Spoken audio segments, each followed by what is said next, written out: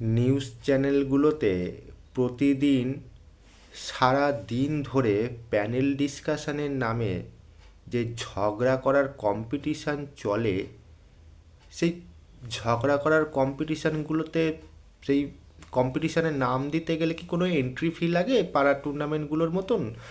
আর দ্বিতীয় কথা হচ্ছে, এই ঝগড়া করার কম্পিটিশানে মানে এরা তো বেসিক্যালি যারা টিভিতে মুখ দেখিয়ে ঝগড়া করে এরা হচ্ছেন সব এলিট ক্লাসের ঝগড়ুটে। তো এই এলিট ক্লাসের ঝগড়ুটে হতে গেলে বা এই এলিট প্যানেলে ঢুকতে গেলে কি যোগ্যতা লাগে? মানে বাড়িতে বউয়ের সাথে শুধু ঝগড়া করে জিততে পারলেই কি ওখানে যাওয়া যায়, নাকি শুধু বাড়ির বউকে বাদ দিয়ে আশেপাশে পাড়ার অন্যান্য বৌদিদের সাথে ঝগড়া করেও জিততে হবে, পাড়ার কলতলার ঝগড়া করে জিততে হবে পাড়ার লোকের সাথে, অটোর লাইনে পাবলিকের সাথে আননোন পাবলিকের সাথে পায়ে পা লাগিয়ে ঝগড়া করে জিততে হবে? মানে স্টেপ বাই স্টেপ এগোতে হবে কি, মানে সেটাই আমি আমার জিজ্ঞাসা। মানে যে ঠিক যেমন খেলাতে থাকে, প্রথমে ক্লাব লেভেলে, তারপর ডিস্ট্রিক্ট লেভেলে, তারপর স্টেট লেভেলে, তারপর ন্যাশনাল লেভেল।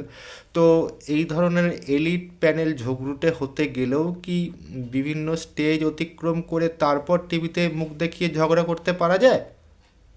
জানাবেন যদি উত্তর জানা থাকে।